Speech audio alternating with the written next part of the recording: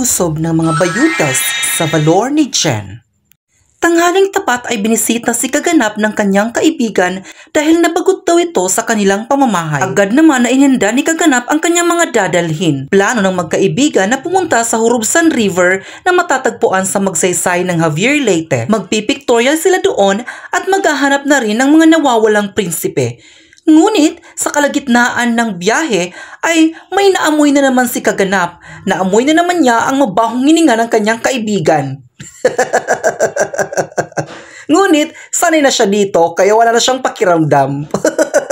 Nag-iba ang ihip ng hangin sapagkat imbes na pumunta sila sa Hurubsan River ay pinuntahan na lang nila ang kaibigan nilang si Jen. Pagdating nila sa bahay ni Jen ay wala si Jen. Kaya naman hinanap nila Kaganap si Jen sa bahay-bahay. Nalaman nila Kaganap na nagmamartis pala to si Jen. At nung nakapasok na sila Kaganap sa bahay nila Jen ay agad namang binuksan ni Jen ang kanilang karaoke. Hindi pinalagpas si Kaganap ang pagkakataon na kumanta ng "Nilunok ko ang lahat at ako'y nabilaukan."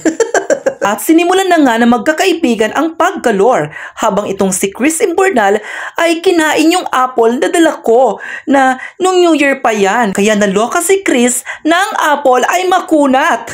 Naging tuwa ni Kaganap na tubels ang inanda ni Jen na gagalurin nila sapagkat tuba now, igit tomorrow. Hindi naman nagpahuli ang iba pang kaibigan ni Kaganap dahil nalaman nila na nasa Javier sila kaya agad naman itong sumunod. Nakalimutan nga ni Chercel na magsipilyo kaya naaamoy talaga ng mga barkada niya ang baho ng kanyang bunganga, lalong-lalo na itong si Angel na super sexy pa. At sa panahong iyon ay pinapauwi na nga si Chris Imburnal dahil kailangan na ang motor. Habang si Angel naman ay pumili na ng mga kakantahin niya. Hindi naman nagdalawang isip si Kaganap na pasalamatan si Jen at si Big Boy at lalong-lalo na sa mga OMS na nakainuman nila. Yung mga oras na yan ay medyo lasing na yung mga OMS kaya akala nila na ako ang pinakamagandang Diyosa sa balat ng lupa. Si Lalaine Kililing. At syempre, hindi pinalagpas ni Chercel ang pagkakataon na kumanta. Ayan na nga, pinag-uusapan na ng mga boys ang boses ni Chercel kasi ang boses daw niya, boses pala ka!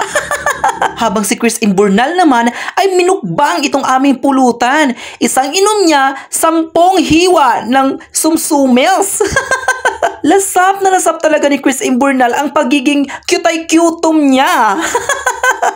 At nung naubos na ang 2 galon ng tubels, ay agad namang kumuha si Kaganap ng pera para pambili ng beer. For sure, ay pagsisisihan na naman niya ni Kaganap na bumili siya ng mga inumin dahil bukas, talbos na naman ng kamote ang kanyang ulam at tuyo.